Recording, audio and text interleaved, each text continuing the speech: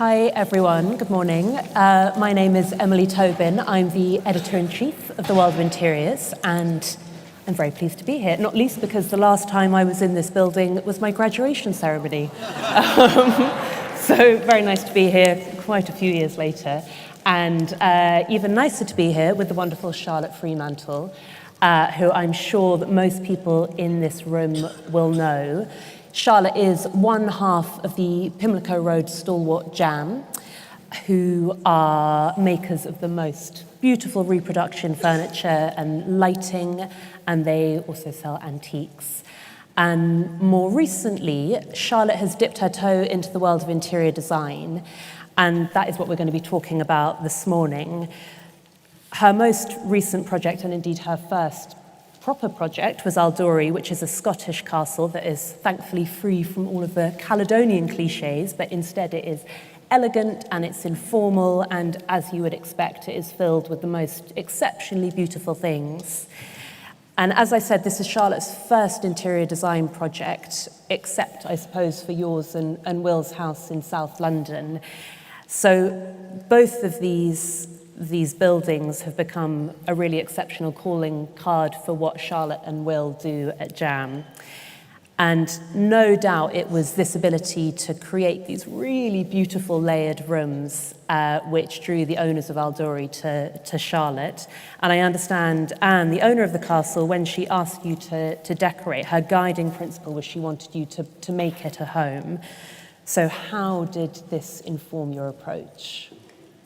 Well, I mean, it was a tricky one because obviously, as you said, we hadn't done an interior decorating job before, and then we were suddenly doing a 20-room castle, so that was quite ambitious. And at first we were thinking, should we try and keep some of the pieces in there from the previous owner? Should we try and stay with some of the decoration? And then we just thought, no, we really have to start again on this. It has to be us. And it became deeply personal, and we really immersed ourselves in the building. And once we'd emptied it, which was utterly terrifying, we really did take it to the point where we put the 18th century floors, the wooden floors back in. We took it right back, and then we started building up slowly. And the question to ourselves was, would we put this? Do we want this ourselves? And if the question was, if the answer was no, then then it wouldn't go back in. But essentially, to create a home for someone, you are creating something that feels sumptuous and warm, and the importance of the open fires. And for us, it was a real test and the first learning on doing all the textiles and mixing the antiques with the textiles. So that was really what we were, just trying to make sure happened. And that's exactly what you can see in these pictures, which actually, as you will have seen on the screen, Aldourie featured in the World of Interiors at the end of last year in our September issue, as actually did Will and Charlotte's house in 2012, so a little while ago. But what you can see so clearly is exactly that. It is that layering. And obviously we see that in the textiles, but you've explained that you really went back to zero. And I think there are two things. You've been so phenomenal at not falling foul of all of those Scottish stereotypes, but you have created something that feels like it has been there for so long. How did you do that? What was the approach when it came to that layering? Well, I mean, it was, had this kind of incredible blank canvas. It's, the genuine opportunity to create the faded grandeur of a Scottish country house. And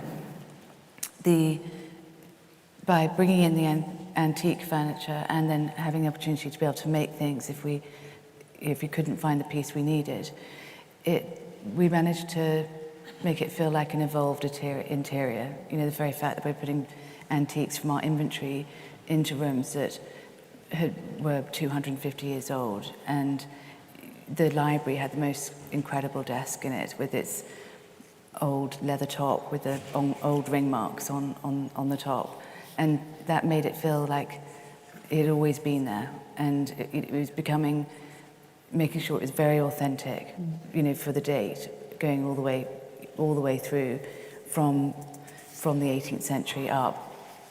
So it was really about that careful mix.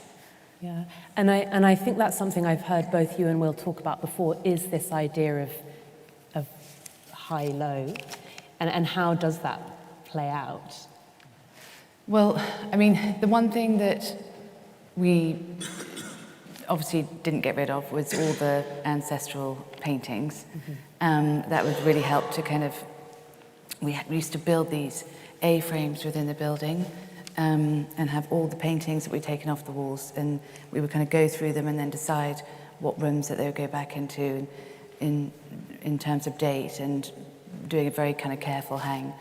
And the castle kind of fell into a natural hierarchy. There was the Great Hall that we found an old picture of when it was a kind of wonderfully overstuffed Victorian room full of sofas, and that's what we took it back to, because when we arrived there, when Anne asked to do it, it was just a thoroughfare, and so we took that back to being the beating heart, and that was a place where you could lie on the sofa in front of the fire if you wanted. It was all very relaxed, the way the fabrics I chose. It didn't matter if it got mud on it. And then the drawing room, we wanted to take it up a notch to the celadon walls, the silks, the place where at the end of the day you would all congregate and have a cocktail or a glass of champagne.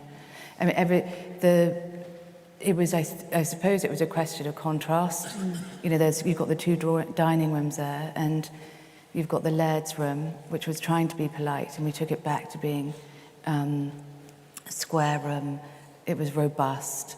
We made this great big giant oak refectory table for it.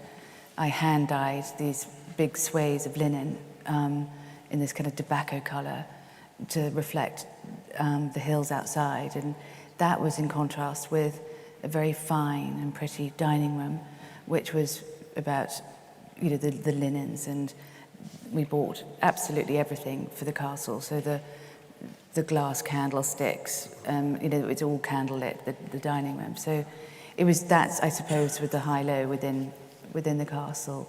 And then it continued on into the bedrooms. You had the grander rooms from the earlier part of the castle, and then the later remodeled part by Lorimer, and it became more arts and crafts, and it was a response to what the room was. It was either going to be sumptuous and grand and kind of with the linens and silks in the four-poster rooms, or it was going to be a room of pattern and colour and coziness in the attic rooms. And it is so remarkable when you look at these photographs. I think you would believe that these rooms have looked the way that they do now for years and years. And actually, when did you finish the project? Really kind of spring last year. Yeah. Yeah. And it took how long? It was 18 months. Yeah, it's amazing. And I think what is particularly interesting is at Jamb, as we know, you really operate within the realm of making and designing, and that's furniture and that's lighting. So I imagine, although obviously, of course, you're thinking about the environment that those objects are going to end up in, but I'm interested to know if the process of taking on an interior design project like this has now shifted the way you think when it comes to making your objects, now that you have a sense of that scale, and how has that relationship fed what you do? Enormously. I mean, as you said, to this point, things weren't in context, and now it really informs how we think about the scale of when we're reproducing lighting. You're probably going to start finding a lot more smaller lights in the collection because we were caught out a few times with that. We had the ability to obviously have our own workshop to reproduce things where we needed to. We did a lot of bespoke work for the castle.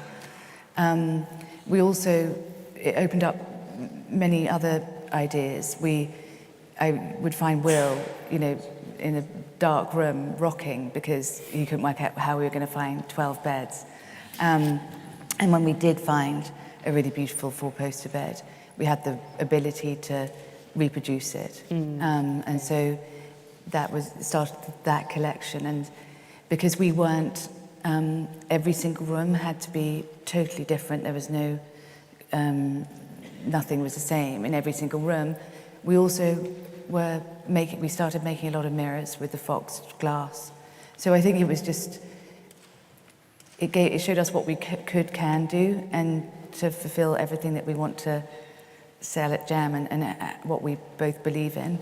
But yeah, it definitely made us think more about scale, I think. Yes, and I suppose also if you're having to work on a project within that relatively short time frame, you just have to be willing to adapt. And I think you've mentioned to me previously there are a couple of things. You had this sort of completely wonderful idea of having these very particular bath mats, then suddenly you realise that actually when it's a house like this, they're going to have double of everything. And the same when you arrived and you had, I believe the whole castle had been painted, and then you went in a different season, like, hang on a minute, maybe these colours aren't quite what we had imagined. Yeah, I mean, we could have started in the winter, and we kind of went away and we came up with these ideas. And funnily enough, I was reading a quote from all people, Billy Connolly, who said that there's two seasons in Scotland. One is June and one is winter. And I thought, yes, that's it. So we started in the winter, and when I went back in the summer, it just most of what we had done didn't feel right, and I really had to start again. And I totally immersed myself in the project. The colours going from room to room, because they were all individual, but I was trying so hard to also knit the place together. And I got slightly crazed with, if I couldn't find the right fabric, then I did a lot of hand dyeing for a particular colour to work for certain drapes, and on these kind of wonderful antique sheets. So it was trying to make sure that everything, all the colours that we did, felt hopeful and lovely in all seasons, because it is now rented out people will rent it out as an entire castle for parties, and you wanted everyone to feel that whatever their room they're in, it was a special room, and there wasn't any kind of dark corners. Well, exactly this, and you said that every room is entirely different, and it would be forgivable for people who specialize in reproduction furniture that you might want to roll out the same thing more than once. And actually it feels to me like you have really played to the strength of every single room in this building, which is such a mean feat.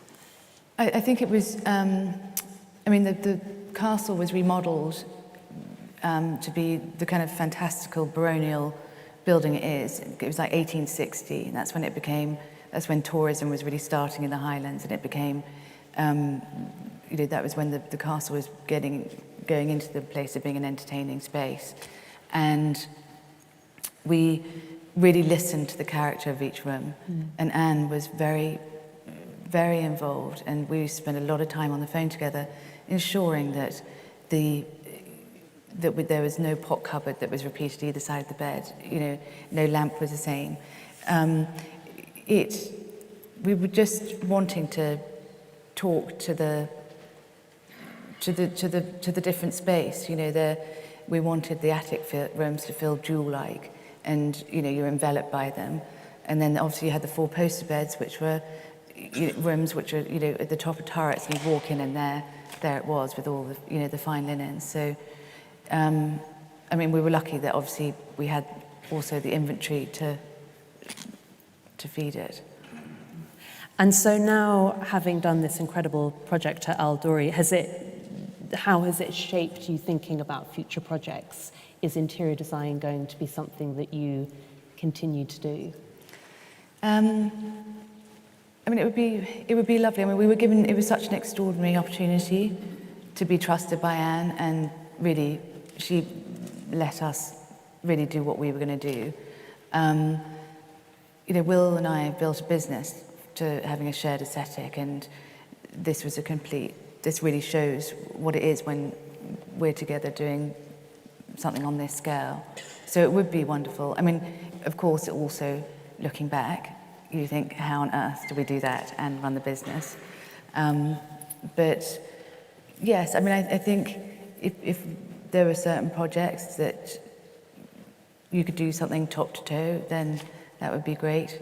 I mean, this project was slightly insane. You know, I was choosing all hand selecting all the jars for the Q-tips and buying individual dressing gowns with a certain colour for each room to work for each room. So it did go quite far. But so I don't know if I could go that far again.